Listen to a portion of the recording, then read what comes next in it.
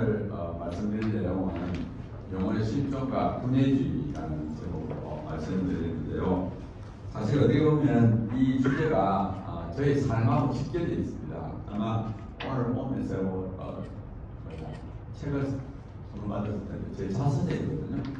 유물론자에서 기독교인으로라는 자서전인데, 사실 이 내용을 가만히 읽어보면 제가 중학교 3학년 때 분해주의자를 했습니다. 분해주의라는 게 뭐냐면 마음이 분해해서 생겨난다. 그래서 제가 중학교 3학년 때부터 믿었어요. 그리고 제가 29살 때 영혼이 있다는 걸 믿으면서 어떻게 보면 변화가 됐습니다. 그래서 어떻게 보면 이 주제가 어떻게 보면 제 삶하고 직결되어 있는 주제고, 그러다 보니까 관심을 갖고 요 문제를 이제 발표하게 되었습니다. 그럼 제가 영혼의 실존과 분해주의라는 내용으로 말씀드리겠습니다. 이 마음을 어떻게 해석하느냐, 두 가지 해석이 있어요. 우리 다 마음을 하고 있잖아요. 인간은. 기독교 신앙은 뭐냐면 마음이라는 것은 영혼과 몸이 연합하여 이루어진 영적인 활동이다, 이렇게 봅니다. 그래서 살아있는 동안에는 몸하고 영혼이 연합을 해서 활동을 하지만 죽으면 우리 몸은 흙으로 돌아가버리고 영혼은 천국과 지옥을 가게 됩니다. 그런데 두 번째 주장이 뭐냐면 오늘 말했던 분해주의. 분해주의라는 것은 마음이 분해해서 생겨난다. 그러니까 이 마음이라는 것은 실체가 아니라 신규이죠, 신규. 그러니까 죽으면 없어져 버리고 몸만 흙으로 돌아버리는 겁니다. 그래서 크게 이 두 가지 주장이 있습니다. 자, 그럼 처음에 영혼이 있다는 증거가 뭐냐? 첫 번째는 성경 말씀입니다. 성경 말씀이 예수님이 마태복음에 하신 말씀인데, 몸은 죽어도 영혼은 능히 죽이지 못하는 자들을 두려워하지 말며, 이 말이 뭐예요? 몸은 죽어도 영혼은 죽지 않는다는 걸 잘 나타내고 있습니다.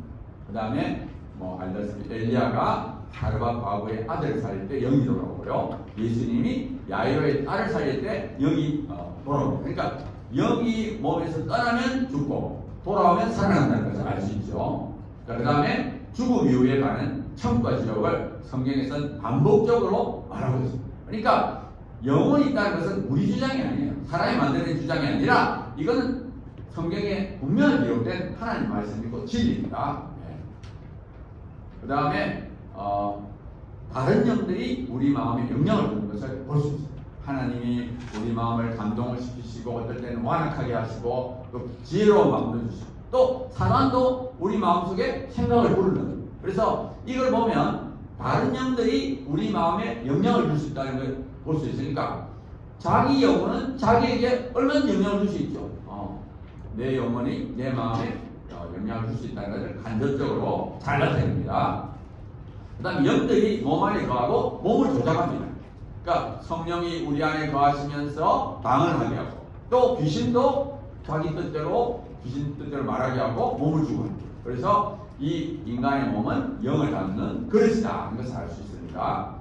또 영혼이 마음에 깊이 갑니다. 성경 말씀을 보면 영혼이 하나님을 악망하고 사모하고 간구하고 또 낭망해하고 불안해하고 기뻐하고, 그러니까 이 영혼이라는 게 우리 몸에 가만히 있다가 죽을 때 싹 빠져나가는 그런 게 아니라 실제로 지금 우리 삶에 하나님을 향한 신앙심이라든지 깊은 감정에 실제로 관계하는 활동하는 일이다, 이런 것을 알 수 있습니다. 자, 그리고 영혼의 실존은 하나님의 실존과 연결됩니다. 정말 하나님의 살아계심이 우리에게 영혼이 있다는 가장 강력한 이유입니다. 하나님이 살아계시면 영의세계가 있고, 영의세계가 있으면 우리 안에 영혼이라는 영이 있을 수 있어요. 그래서 영혼이 있는지 없는지를 자기 분석합니다.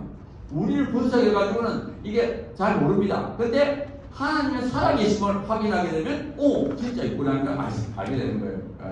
그래서 그 다음으로는 제가 마음에 대한 현대 이론, 이걸 우리가 심리 철학이라고 합니다. 마음에 대한 철학. 그래가지고 이제 현대 이론들이 있는데, 불행하게도 현대 이론 대부분의 영혼을 인정하지 않습니다. 봅시다. 영혼의 존재를 인정하는 이론. 첫 번째가 실체 이원적 인간론입니다. 여기서 인간은 두 개의 실체로 이루어집니다. 그러니까 정신적 실체인 영혼과 물질적 실체인 실체로 이루어진다. 근데 여기서 실체라는 단어가 나오는데, 이 실체의 정의가 뭐냐? 존재하기 위해 어떤 다른 것도 필요로 하지 않고 존재하는 거예요.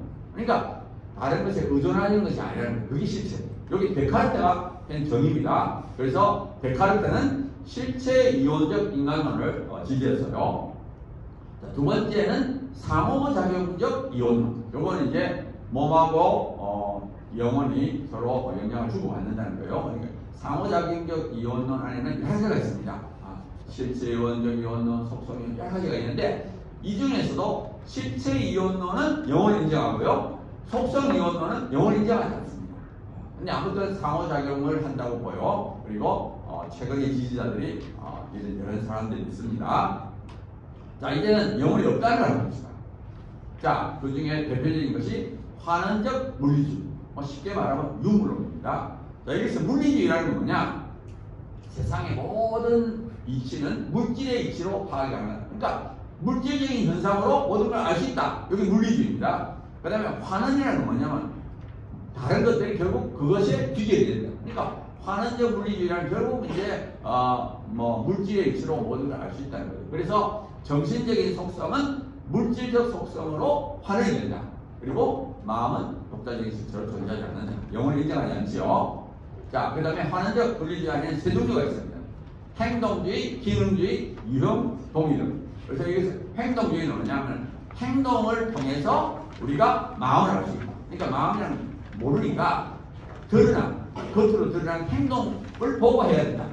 그 다음에 기능주의는 우리 이 마음이라는 것이 역시 자극과 반응, 이런 기능으로만 보는 겁니다. 그 다음에 유형동의론이라는 것은 마음과 두뇌의 물질적 상태가 같다.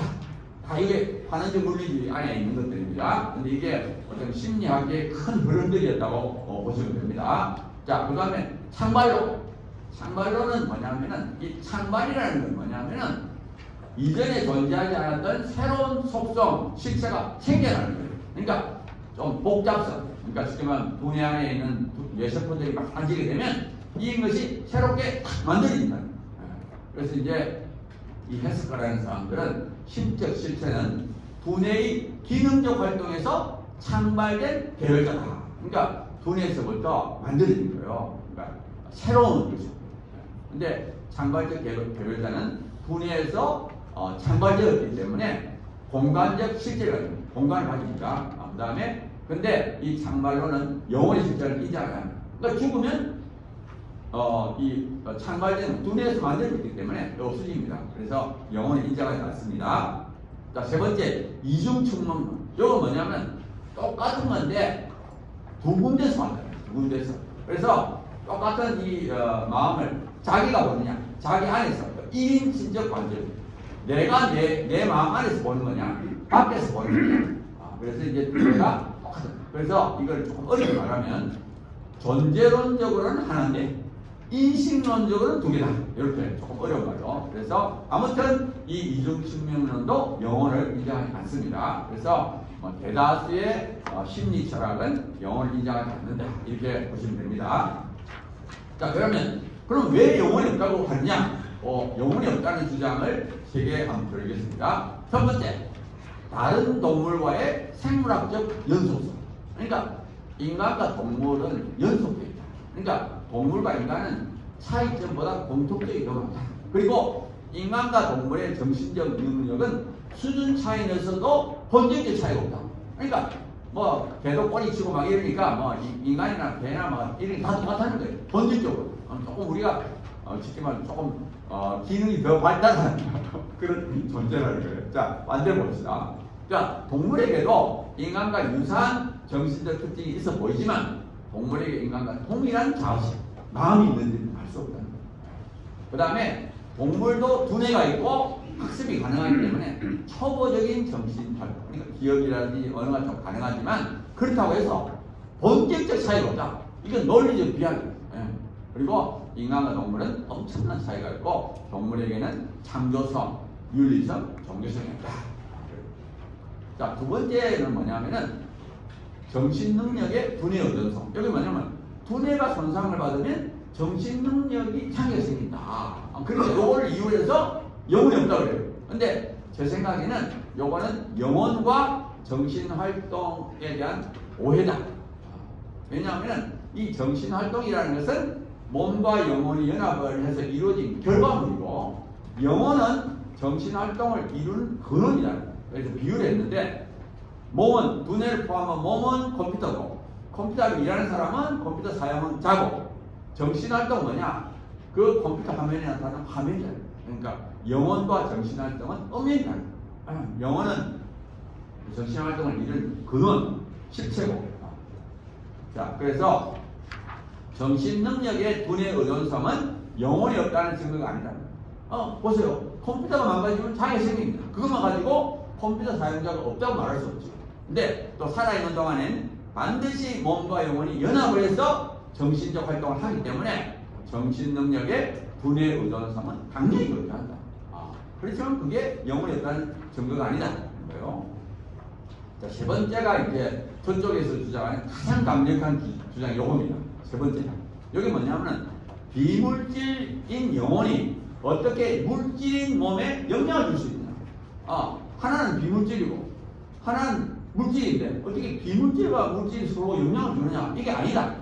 그래서 이 김재권 교수라는 아주 유명한 심리철학 하시는 분인데 그분이 짝지역 문제라는 것을 이제 말했습니다. 이 내용이 뭐냐면은 이 서로 상호작용을 하려면 물리적 공간의 틀이 있어야 된다. 그러니까 같은 물리적 공간이 있어야지 영향을 줄 수 있다. 근데 영혼은 물리적 공간을 점유할 수 없기 때문에 영향을 줄 수 없다.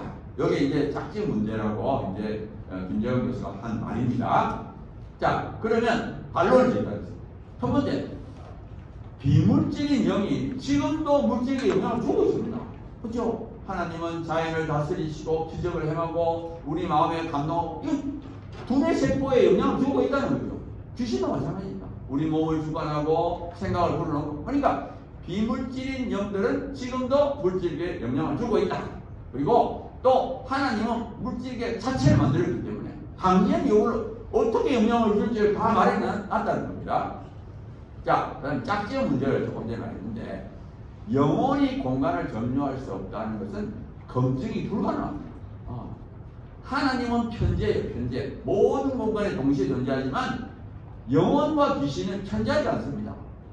그리고 그 사람의 영혼은 그 사람 몸 안에 있다고 봐야 돼요. 그래서 기름평의 영혼이 저기 엉뚱한 데 와 있는 게 아니에요.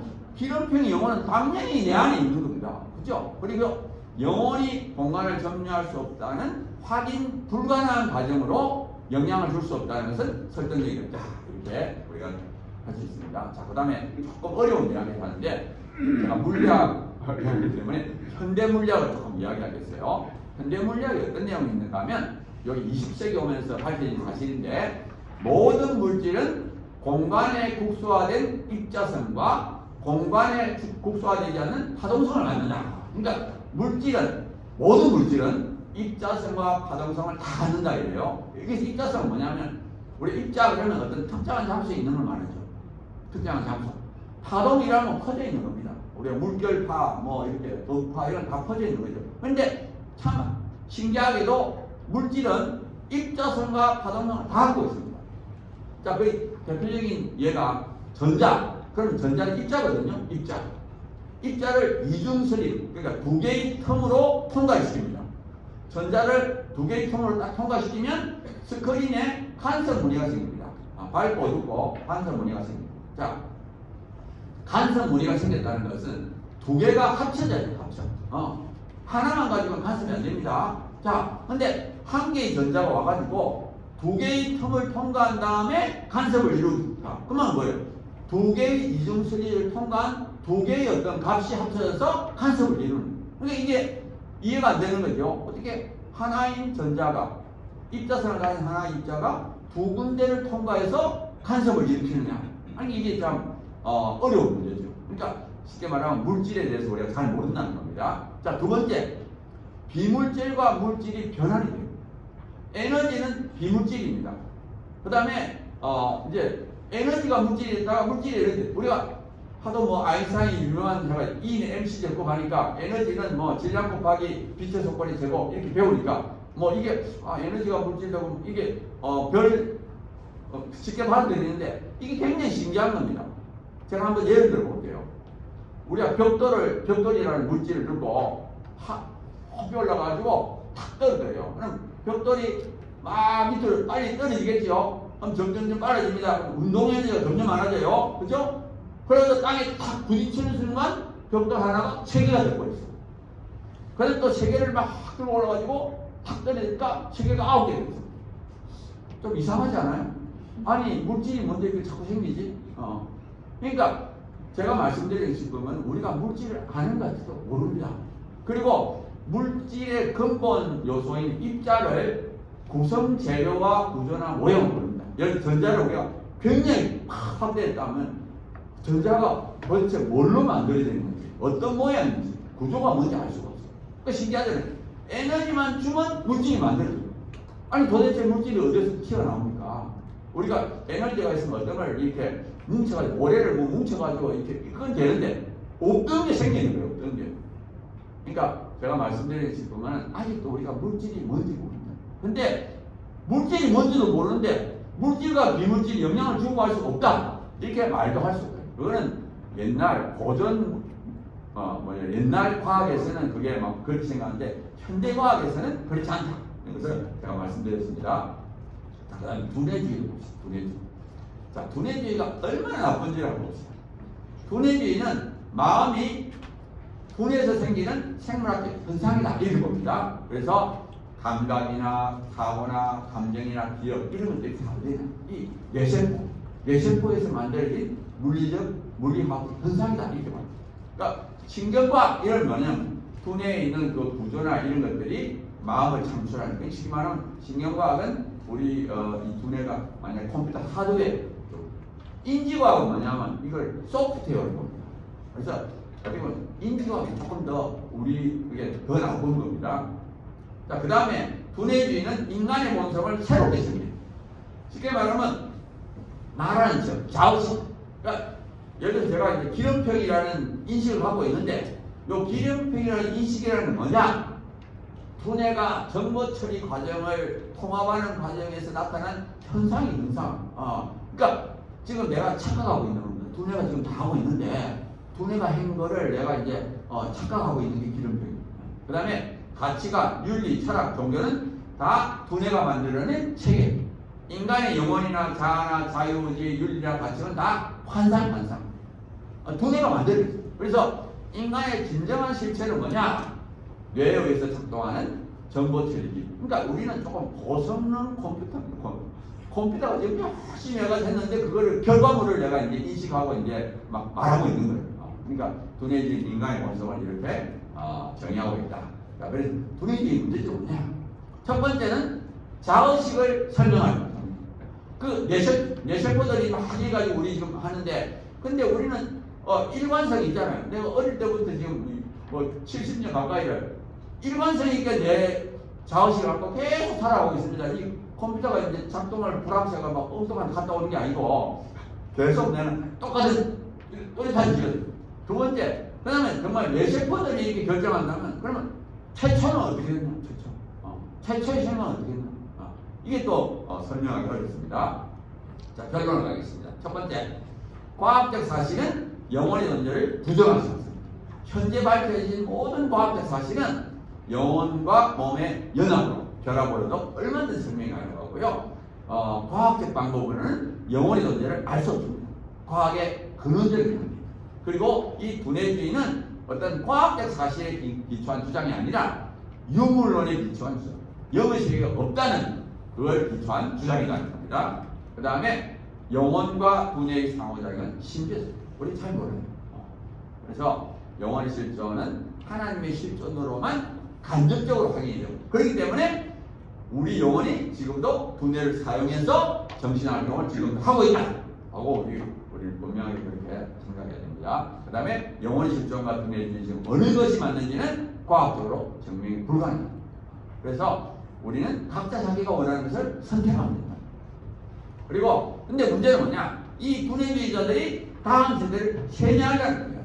자꾸 이게 과학인 것처럼. 그래가지고 이제 막 교과서도 녹화해가지고 다음 세대를 이렇게 세뇌하고 있어요. 그래서 근데 대다수의 사람들은 두뇌주의를 원치 않습니다. 자기가 물질 덩어리, 기계적인 존재라는 걸 원치 않아요. 그러니까 우리가 알려야 될 건 뭐냐? 두뇌주의는 진리는 아니다. 이거는 과학이 아니다.